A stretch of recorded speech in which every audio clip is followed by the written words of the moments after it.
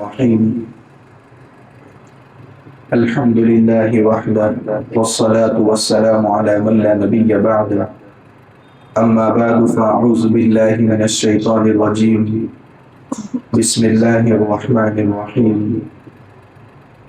يا أيها الذين آمنوا كتب عليكم الصيام كما كتب على الذين من قبلكم لعلكم تتقون صدق اللہ مولانا العظیم۔ قابل احترام بزرگان دین، اللہ تبارک و تعالیٰ نے اپنے فضل و کرم سے ایک عظیم مہینہ ہم سب کو عنایت فرمایا تھا، جس کے چند لمحات ہمارے پاس باقی ہیں۔ اللہ تبارک و تعالیٰ نے 2 قسم کے روزے امت پر فرض فرمائے۔ پہلی قسم کا روزہ وہ زندگی بھر کے لیے ہوتا، اور دوسری قسم کا روزہ مخصوص ایام میں حلال کردہ چیزوں کو بھی ممنوع قرار دیا جاتا۔ رمضان المبارک میں جو روزوں کا اہتمام کرتے ہیں وہ 1 مہینے تک ہی ہے، اور حلال کردہ چیزوں سے بھی انسان رک جاتا ہے۔ کھانا نہیں کھا سکتا، مشروبات نہیں پی سکتا، ازدواجی تعلق قائم نہیں کر سکتا، مگر یہ زندگی بھر کے لیے حلال ہے۔ روزے کی حالت کے علاوہ تمام ایام میں یہ حلال ہے۔ یہ ایک روزہ ہے۔ دوسری قسم کا روزہ وہ ہے جو موت تک کے لیے حرام کھانا، اس سے روزہ ہمیشہ کے لیے، زبان سے جھوٹ بولنا، اس سے روزہ ہمیشہ کے لیے، تجارت میں کسی کو دھوکہ دینا، اس سے روزہ ہمیشہ کے لیے، اپنی آنکھوں کو حرام کردہ مخلوقات کو دیکھنے میں استعمال کرنا، اس سے روزہ ہمیشہ کے لیے، کسی کو زبان سے گالی دینا، اس سے روزہ ہمیشہ کے لیے۔ تو کچھ چیزوں کا روزہ موت تک کے لیے، اور اس کی تربیت اور اس کی تیاری رمضان کے مہینے میں کرائی جاتی ہے۔ اللہ تعالیٰ فرماتے لعلکم تتقون، رمضان کے جو روزے آپ نے رکھے ہیں اس سے مقصد یہ ہے کہ تمہاری زندگیوں میں تقوی پیدا ہو جائے، یعنی ایک ایسے روزے کہ تم لوگ عادی بن جاؤ جن چیزوں سے روزہ موت تک۔ انسان کی زندگی میں جب تقوی آتا ہے تو ہمیشہ کے حرام کردہ چیزوں سے اس کے لیے بچنا آسان ہو جائے۔ جیسے رمضان کا چاند دیکھتے ہی ایک جذبہ پیدا ہوتا ہے، انسان 1 منٹ پہلے کھجور منہ میں نہیں ڈالتا، کیوں؟ کیونکہ روزہ ٹوٹ جائے گا۔ تو زندگی بھر کا بھی ایک روزہ ہے کہ اپنے آپ کو اللہ کی نافرمانی سے بچانا۔ تو یہ بھی اس وقت حرام میں مبتلا ہوتے ہوئے یہ بھی یاد رکھیں کہ زندگی کا بھی ایک ہمیشہ کے لیے روزہ ہے، کہیں وہ ٹوٹ نہ جائے۔ حضرت عبداللہ ابن عباس رضی اللہ تعالیٰ عنہ کے زمانے میں ایک قافلہ سفر حج کو جا رہا تھا، ان میں ایک شخص کا انتقال ہو گیا۔ اس کے ساتھی اس کی تجہیز و تکفین کا انتظام کرنے لگے۔ آخر میں جب قبر کھودنے کی باری آئی تو قبر کھودتے وقت اندر کے حصے میں دیکھا کہ ایک بہت بڑا سانپ، تو انہوں نے اس حصے کو بند کر دیا اور دوسرے حصے کو کھودنا شروع کیا۔ دیکھا تو وہی سانپ اسی جگہ سے بھی نکلا۔ بہت پریشان ہوئے تو ان میں سے چند افراد حضرت عبداللہ ابن عباس رضی اللہ تعالیٰ عنہ کے پاس آئے اور کہا کہ ایسی دقت ہمیں پیش آئی، ہمیں کیا کرنا چاہیے؟ فرمایا پوری دنیا کے زمین کا جو حصہ بھی کھودو گے وہ سانپ آپ کو نظر آئے، وہ اس کی بدعملی، اس کو اسی جگہ میں اسی حالت میں دفن کر دیا گیا۔ بعد میں ان ساتھیوں نے جب ان کے گھر جا کر کے حالات معلوم کیے تو ان کی بیوی نے بتایا کہ ہمارے شوہر غلہ فروخت کرتے تھے، اور گھر کے راشن کے لیے جتنے غلے کی ضرورت ہوتی تھی وہ نکال دیتے تھے تھیلے میں سے، اور اس کی جگہ بھوسا بھر دیتے تھے، اور وہی بھوسا گیہوں کے باؤ میں بیچ دیتے تھے۔ یہ ہے لوگوں کو دھوکہ دینا، اس کی بدعملی کی سزا ہے کہ قبر میں اتارنے سے پہلے بدعملی کا انجام نظر آ رہا۔ تو کہیں ایسا نہ ہو کہ ہماری زندگی بھر کے روزے بھی ٹوٹتے ہو. رمضان کے روزوں کا تو اہتمام کرتے ہیں لیکن زندگی بھر کے روزوں کا بھی اہتمام ہونا چاہیے. یہ ہماری رمضان بھر کی تربیت کا نتیجہ. تو اللہ تبارک و تعالیٰ نے عافیت کے ساتھ یہ مہینہ ہماری زندگیوں میں دیا. کل کا آنے والا دن یا تو عید کا دن ہوگا یا تو وعید کا دن ہوگا. اللہ تبارک و تعالیٰ آج کی جو رات آئے گی اس کا نام رکھا گیا ہے لیلۃ الجائزہ. جائزہ کا مطلب یہ نہیں کہ اپنا جائزہ لو. جائزۃ عربی میں انعام کو کہا جاتا ہے. مزدور جب مزدوری پوری کر لیتا ہے تو اس کو پوری اجرت اور اس کو انعام دیا جاتا ہے, گفٹ دیا جاتا ہے. تو آج کی رات لیلۃ الجائزہ کی رات ہے, انعام کی رات ہے. اللہ اپنے ان بندوں کو جنہوں نے روزوں کا اہتمام کیا, تراویح کا اہتمام کیا, اہتمام کے ساتھ رمضان کی عبادتیں کی ہے, اللہ اپنے اسے مزدور بندوں کو انعامات سے نوازے. مغفرت کا انعام دیا جائے گا, رحمت کا مستحق بنایا جائے گا, عتق من النیران یعنی جہنم سے آزادگی کا پروانہ سنایا جائے گا. تو کل کا جو آنے والا دن ہے وہ بھی بہت اہم ہے اور یہ آنے والی رات بھی بہت اہم. چند گھڑیاں باقی ہیں, ندامت اللہ کے وہاں جلدی قبول ہو جاتی, اس لیے ہم میں سے ہر ایک کو ندامت بھی ہونی چاہیے, مگر اتنا بھی غم نہیں کہ بھئی رمضان چلا گیا تو اپنا سینہ پیٹ رہے ہیں. نہیں, اللہ سے اپنے اعمال کی قبولیت کا یقین بھی رکھیں. اللہ نے مہینہ دیا تھا, ایک مہینہ حکم تھا عبادت کا, ایک مہینہ اللہ کی عبادت. اب اللہ کی طرف سے انعامات کی بارش برسانے کا دن ہے, پر امید رہے کہ اللہ تعالیٰ خوش نصیبوں میں ہمیں بھی شامل فرما دیں گے. اس لیے جب کل عیدگاہ کی طرف روانہ ہو تو سب سے پہلے جو اللہ کے نبی صلی اللہ علیہ وسلم کے افعال ہیں, اعمال اور سنتیں ہیں, ان کا خوب اہتمام کریں. اپنے بدن کی صفائی کر لے غسل کے ذریعے, مسواک کرے, اپنے کپڑوں میں سے بہترین کپڑے پہنے. آج کل اس میں اسراف بھی بہت زیادہ ہو رہا, خریداری میں اتنے مہنگے سے مہنگے کپڑے خریدے جا رہے ہیں گویا امت کے دوسرے مظلوم طبقے کا ہمیں کوئی غم ہی نہیں. اور اس طریقے سے ہماری خواتین مارکیٹ میں خریداری کر رہی ہیں کہ رمضان جیسی مبارک اور طاق راتوں میں بے پردگی اور اختلاط اتنا عام ہو رہا ہے کہ رمضان میں ہی ہماری نیکیاں جمع ہونے کے بجائے ضائع ہو رہی. تو خرید و فروخت میں بھی افراط نہیں ہونا چاہیے. بس اللہ کے نبی صلی اللہ علیہ وسلم نے فرمایا تمہارے کپڑوں میں جو اچھے کپڑے ہوں وہ عید کے دن پہن, اپنے کپڑوں پر اچھی خوشبو لگا دو. عیدگاہ نکلنے سے پہلے میٹھی چیز طاق عدد میں کھا لو, 3 کھجوریں کھا لو, 5 کھجوریں کھا لو. مگر آج کل ہمارا جو ایک رسم بن گئی ہے شیر خرما, وہ بھی پی سکتے ہیں, میٹھی چیز کھانا. اللہ کے نبی صلی اللہ علیہ وسلم کھجور کھاتے تو 1 عدد کھجور بھی کھا لے رہے تاکہ مکمل سنت کا اتباع بھی ہو جائے. جب عیدگاہ کی طرف نکلے تو ہلکے آواز میں تکبیر پڑھتے ہوئے نکلے, اللہ کی بڑائی کو بیان کریں کہ آج ہمارے لیے خوشی کا دن ہے مگر میں بڑا نہیں ہوں. تو یہ کیسے کیسے موقع پر شریعت کی رہبری کیا ہے. انسان کے بدن پر اگر 4 بٹن اس کے لیے کافی ہو جاتے ہیں لیکن 6 بٹن لگاتا ہے تو دل میں تکبر پیدا ہو جاتا ہے. عام دنوں کے مقابلے میں جب لباس اچھا بدن پر آ جاتا ہے تو انسان اپنے آپ کو بڑا سمجھنے لگتا ہے. اس کو کہا اللہ اکبر, اللہ سب سے بڑا. اس لیے کہا گیا لفٹ سے اوپر چڑھو یا سیڑھی سے اوپر چڑھو تو بھی اللہ اکبر پڑھو, یعنی میں اونچائی کی طرف جا رہا ہوں مگر میرے اوپر بھی ایک بڑی ذات ہے, اللہ سب سے بڑا ہے. تو عید کے دن بھی اور بقرعید کے موقع پر بھی اللہ کی بڑائی بیان کرنے کا حکم دیا تاکہ اپنی بڑائی کا خیال دل کے اندر نہ. اور جو انسان اللہ کو بڑا سمجھتا ہے یہی چیز اس کی کامیابی لیے کافی ہے, وہ ہمیشہ اسی اللہ کے سامنے جھک جائے گا جس کو وہ بڑا سمجھتا ہے. تو عیدگاہ کی طرف آتے ہوئے تکبیر پڑھتے ہوئے آئے. پیدل اگر عیدگاہ قریب ہے تو پیدل جانا افضل. ایک راستے سے جائے دوسرے راستے سے واپس چلے جائے. اللہ کے نبی صلی اللہ علیہ وسلم فرض نماز کے بعد انفرادی دعاؤں کا بھی اہتمام کرتے تھے. ہمیں بھی عید کی نماز کے بعد دعاؤں کا اہتمام کرنا چاہیے.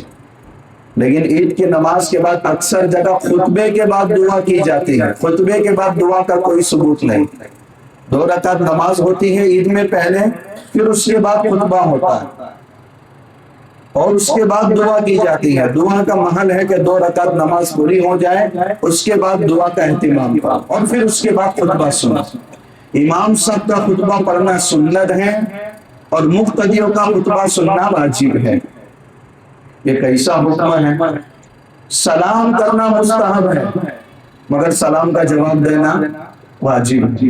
اس لیے ایسا نہ ہو کہ دعا ختم ہو گئی تو ایک مجمع کھڑا ہو کر کے نکل جاتا ہے، خطبہ سنتا نہیں ہے۔ نہیں، امام صاحب جو خطبہ دیں گے ان کے لیے خطبہ دینا سنت، اور جب وہ خطبہ دے رہے تو مقتدیوں کے اس خطبے کا سننا واجب ہے۔ تو پورے غور کے ساتھ اس خطبے کو سنیں، سمجھنے کی کوشش کریں۔ تو یہ اعمال ہیں جو سنت اللہ کے نبی صلی اللہ علیہ وسلم عیدگاہ جانے سے پہلے اس کا اہتمام فرمایا کرتے تھے۔ عید کا پیغام کیا ہے؟ عید کا سب سے پہلا پیغام یہ ہے کہ انسان اس دن 2 حالتوں کے درمیان میں رہے، امید کی حالت بھی ہو اور خوف کی حالت بھی۔ حضرت عمر ابن خطاب رضی اللہ تعالیٰ عنہ ایک مرتبہ عید کے دن کیوان بن کر کے زاروں قطار رو رہے تھے۔ دروازے پر لوگوں نے دستک دی، فرمایا آج کو عید کا دن ہے۔ فرمایا یہ عید کے ساتھ وعید کا بھی دن ہے۔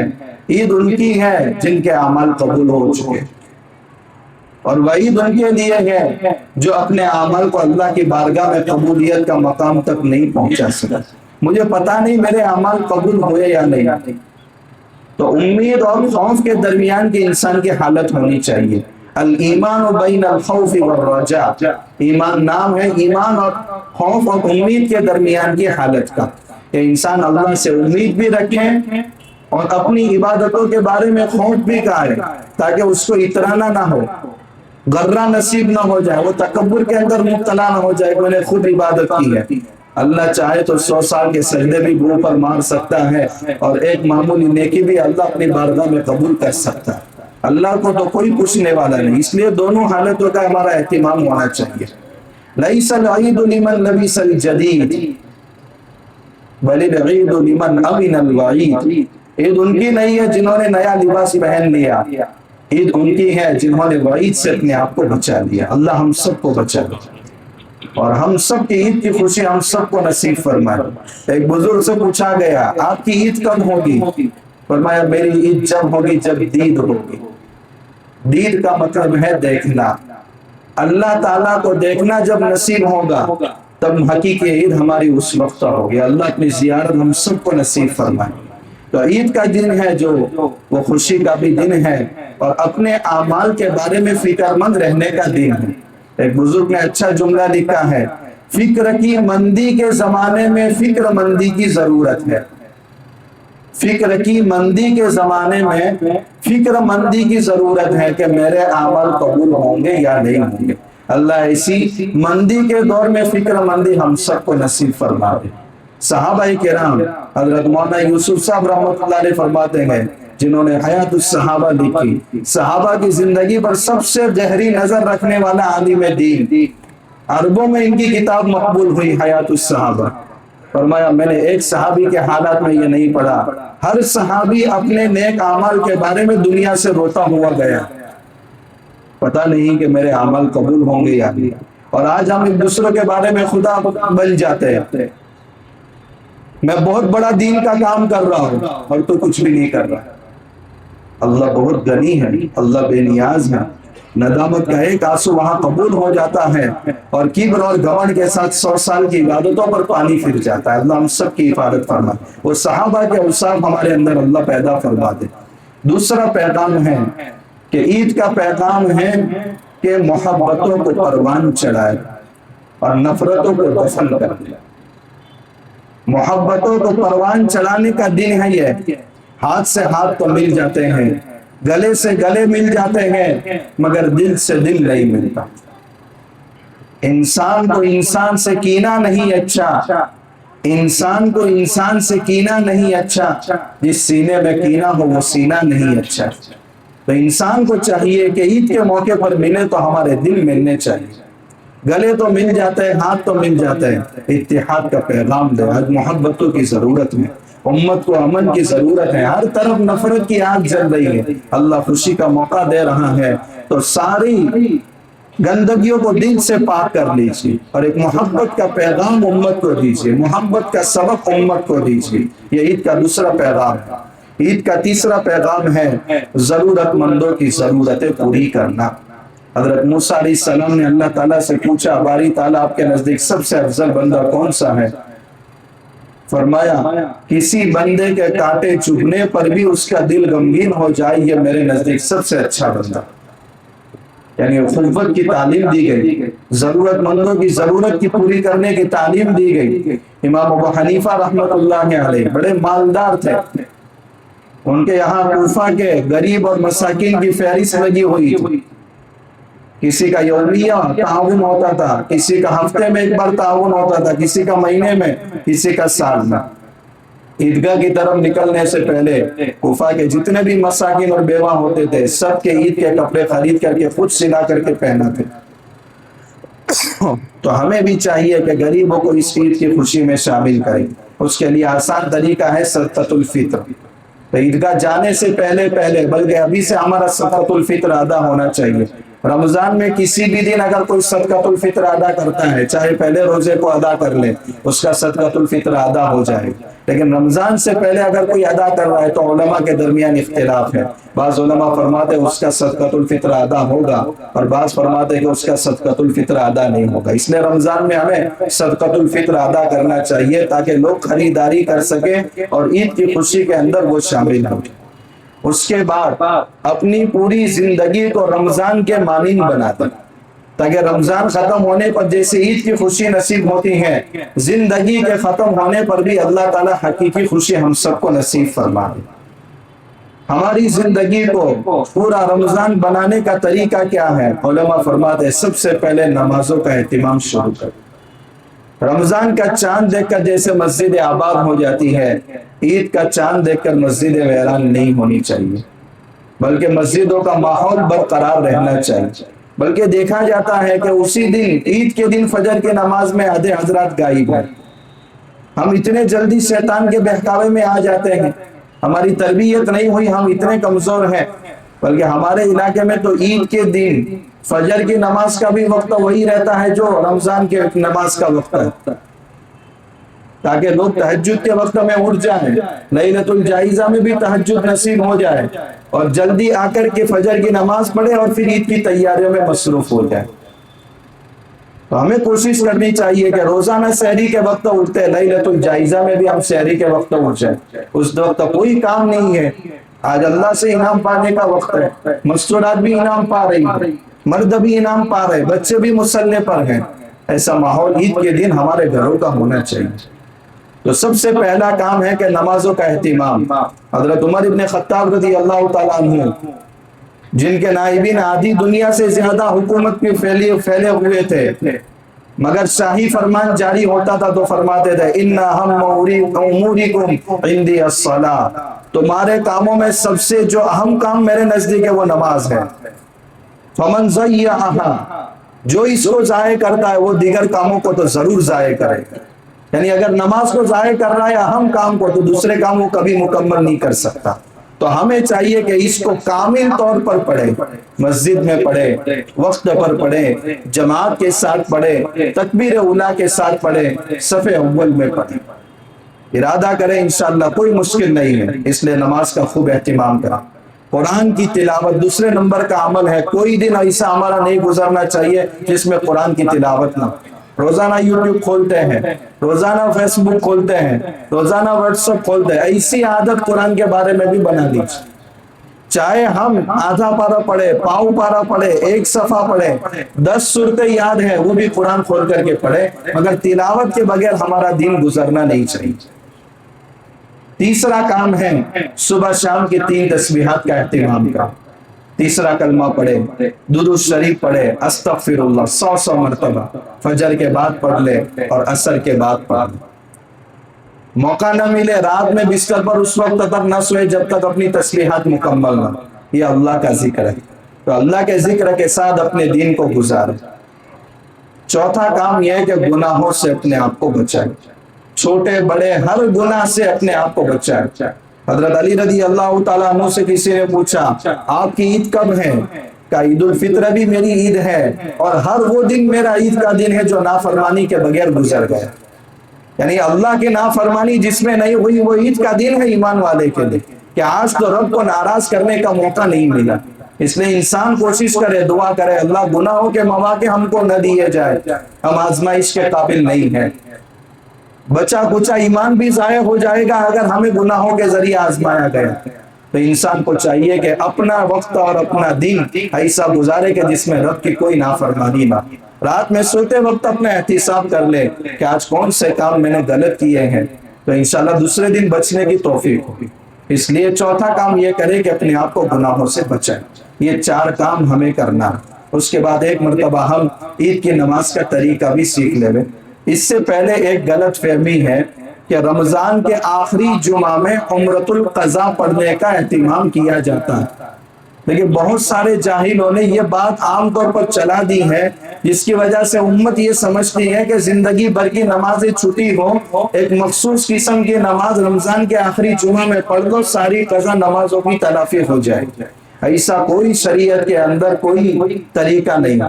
बुखारी शरीफ की रिवायत है, 597 नंबर की हदीस है, मन नसिया अन सलातिन फल्युसल्लिहा इज़ा ज़करहा ला कफ़ारत लहा इल्ला ज़ालिक। जो अपनी नमाज भूल जाए या सो जाए और बाद में वक्त निकलने के बाद वो नमाज याद आ जाए तो उस नमाज को पढ़ ले, इसके अलावा उसका कोई कफ़ारा नहीं। तो जो नमाजें छुट्टी है, जितनी छुट्टी है, उन नमाजों की कज़ा करना है, यही उसकी कज़ा का तरीका। और अगर वो दुनिया से निकल गया तो अब उसका तरीका है कि फिदिया देगा। बाकी उसके अलावा एक नमाज पढ़ लो, मखसूस सूरतें पढ़ लो, सारी जिंदगी की कज़ा नमाज खत्म हो जाएगी, ऐसा कोई तरीका शरीयत के अंदर नहीं है। और अल्लाह के नबी सल्लल्लाहु अलैहि वसल्लम के अहादीस में कहीं उसका जिक्र नहीं मिलता। इसलिए उम्रतुल क़ज़ा पढ़ने का तरीका यह है कि भाई मेरी जिंदगी की जितनी फजर की नमाजें छुट्टी हैं, उनमें से पहली नमाज की कज़ा करता हूँ, दूसरे नंबर की कज़ा करता हूँ, तीसरे नंबर की कज़ा करता हूँ। इसी तरह हर नमाज की कज़ा करना। एग्जिट याद नहीं मेरी फजर कितनी छुट्टी है, दिल मुतमईन हो जाए तब तक अदा करते रहो। जिस दिन दिल मुतमईन हो जाए कि अब मैं वो पूरी कर चुका हूँ, अब वो कज़ा करना छोड़ दो, अब नवाफिल की कसरत करो। लेकिन कज़ाए बाकी है तो नवाफिल की कसरत के बजाय पहले कज़ा पूरी करो। आमतौर पर लंबी रातों में हम क्या करते हैं, नवाफिल पढ़ते हैं मगर कज़ा छोड़ देते हैं। नहीं, वो पहले कज़ा मुकम्मल कर ले ताकि अल्लाह का कोई हक हमारे जिम्मे बाकी न रहे। ईद की नमाज का तरीका फजर की नमाज के तरीके के मानिंद है, मगर चूंकि साल भर में एक मर्तबा पढ़ते हैं तो फिर इधर उधर देखना पड़ता है कि जनाजे की नमाज की तरह है या उसका कोई तरीका अलग है। एक उसूल याद रखे, हमेशा दोनों के तरीके आपको याद हो जाएंगे। हम जो तकबीर जनाजे की नमाज में कहते हैं और ईद की नमाज में भी कहते हैं, लेकिन जिस तकबीर के बाद जिक्र है उस तकबीर के लिए हाथ उठाना नहीं है। अब आप देखिए जनाजे की नमाज में कि पहली तकबीर के बाद आप सना पढ़ते हैं, दूसरी तकबीर के बाद आप दुरूद शरीफ पढ़ते हैं, तीसरी तकबीर के बाद बालिग नाबालिग या नाबालिगा की दुआ पढ़ते हैं, चौथी तकबीर के बाद आप सलाम करते हैं। तो अल्लाहु अकबर जबान से कहना है मगर हाथ उठाना नहीं है, क्योंकि हर तकबीर के बाद जिक्र मौजूद। और ईद की तकबीरात के अंदर अल्लाहु अकबर कहने के बाद आपको कुछ पढ़ना नहीं है, तो उसके लिए हाथ उठाएंगे, वो या जिक्र के मुतबादिल हाथ उठाना। अगर ये उसूल आप याद रखेंगे तो इंशाअल्लाह जनाजे की नमाज और ईद की नमाज में बैयिन फर्क आपको याद रहेगा, वरना ईद के दिन भी आप गम की नमाज पढ़ लेंगे। ऐसा नहीं होना चाहिए। तो 2 रकात हमको पढ़ना है, नीयत ये करना है कि मैं ईद की 2 रकात वाजिब नमाज, मैं ईद की 2 रकात वाजिब नमाज 6 जायद तकबीरों के साथ पढ़ता हूँ इमाम साहब के पीछे। मैं ईद की 2 रकात वाजिब नमाज 6 जायद तकबीरों के साथ इमाम साहब के पीछे पढ़ता हूँ। ये हमारी ईद की नीयत होगी। अगर जबान से कोई करना भी भूल गया नीयत, तो वो ईदगाह में या मस्जिद में आया है तो ईद की नमाज के लिए ही आया, तो उसका ये एक नीयत के कायम मकाम हो जाएगा। اس لیے اگر زبان سے نیت نہیں آتی تو یہ نہ سمجھے عید کی نماز کیسے پڑھوں. ایک دیہات سے ایک صاحب آئے, فرمایا کہ مجھے روزے کی نیت کرنا نہیں آتا. حضرت نے بتایا نویتو بصوم غد. اب ان کو عربی الفاظ ہی نہیں آتے تھے, پورا مہینہ روزہ ہی نہیں رکھا. بولے نیت کرنا ہی نہیں آتا, نیت کے بغیر روزہ ہوتا ہی نہیں ہے. تو ایسے لوگوں کو آسانی کے لیے یسرا ولا تعسرا, آسانی پیدا کرو دشواری پیدا مت کرو. تو اپنی زبان میں بھی نیت درست ہو جاتی ہے. اس لیے ایسا نہیں ہونا چاہیے کہ نیت نہیں آتی تو عید کی نماز چھوڑ دے. کوئی چھوڑتا نہیں ہے. 8 کی 60 کی 8 کی کھاٹ کی اور 360 کی سب پڑھتے ہیں. یعنی 8 کی 8ویں دن جو جمعہ کی نماز ہوتی ہے, کھاٹ کی یعنی جنازے کی نماز, اور 360 کی عید کی نماز. تو ہم ایسے مسلمان نہ بنے. ہم ربانی مسلمان ہیں, رمضانی مسلمان نہیں ہیں. رمضان رخصت ہو رہا ہے, اسلام رخصت نہیں ہو رہا. اس لیے اسلام کو تو اپنی زندگیوں کے اندر باقی رکھنا ہے. عید کی نماز کا طریقہ یہ ہے کہ نیت یہ کرنا ہے. نیت کرنے کے بعد امام صاحب تکبیر تحریمہ کہیں گے, ہم سب کو بھی تکبیر تحریمہ کہہ کر کے اپنے ہاتھ باندھ دینا. اس کے بعد ثنا پڑھیں گے, امام صاحب بھی پڑھیں گے, مقتدی بھی پڑھیں گے. اس کے بعد 3 مرتبہ تکبیر کہنا ہے. اللہ اکبر کہہ کر ہاتھ اٹھانا ہے, چھوڑ دینا. دوسری مرتبہ اللہ اکبر کہہ کر ہاتھ اٹھانا ہے, چھوڑ دینا. تیسری مرتبہ اللہ اکبر کہہ کر ہاتھ اٹھانا ہے اور باندھ دینا. یہ پہلی رکعت کی 3 زائد تکبیریں ہو گئی. 2 مرتبہ ہاتھ اٹھا کر چھوڑ دو, تیسری مرتبہ ہاتھ اٹھا کر کے باندھ دو. اب آپ کا کام ختم ہو. اب امام صاحب پہلی رکعت میں سورہ فاتحہ سورت پڑھیں گے, رکوع کریں گے, سجدہ کریں گے, 1 رکعت مکمل ہو. دوسری رکعت کے لیے کھڑے ہوں گے تو دوسری رکعت میں بھی 3 زائد تکبیریں کہنی ہے, مگر اس کا موقع اور محل بدل جاتا. امام صاحب کھڑے ہو کر کے سورہ فاتحہ اور سورت پڑھیں گے. رکوع میں جانے سے پہلے 3 تکبیریں کہنا ہے. 1 مرتبہ اللہ اکبر کہہ کر ہاتھ چھوڑ دو, دوسری مرتبہ اللہ اکبر کہہ کر ہاتھ اٹھا کر چھوڑ دو, تیسری مرتبہ اللہ اکبر کہہ کر ہاتھ اٹھا کر چھوڑ دو, چوتھی مرتبہ اللہ اکبر رکوع میں جانے کے لیے کہنا ہے, اس کے لیے ہاتھ اٹھانا نہیں ہے. تو دوسری رکعت میں بھی 3 تکبیریں کہنا ہے, تینوں مرتبہ ہاتھ اٹھا کر کے چھوڑ دینا ہے, چوتھی مرتبہ صرف اللہ اکبر کہہ کر رکوع کے اندر چلا جانا ہے. اور اس کے بعد 2 رکعت مکمل ہوگی, مختصر دعا کر لیں گے, اور اس کے بعد 2 خطبے عید کے آپ کو سنائے جائیں گے. اللہ تعالیٰ ان سنتوں کا اہتمام کرنے کی توفیق نصیب فرمائے, اور ہم سب کے حق میں عید کے دن کو حقیقی عید بنا دے, اور پوری زندگی کو رمضان کے مانند بنا دے. اگر مقدر میں ہے کہ اللہ آئندہ سال ہم سب کو رمضان نصیب فرمائیں گے تو اللہ ہماری عمروں میں برکت عطا فرمائے, اور اگر اللہ نے ہماری موت کا فیصلہ فرما دیا ہے تو اللہ آنے والے ایام کو گزرے ہوئے ایام سے بہتر بنا دے, اور ہماری زندگی کے آخری دن کو زندگی کے تمام دنوں سے بہتر بنا دے کہ اللہ بھی راضی ہو. وآخر دعوانا الحمدللہ رب العالمین. ایک کتاب کا اجرا کرنا ہے, اس لیے اپنی اپنی جگہوں پر بیٹھے رہیں. انشاءاللہ سنتوں کا موقع دیا.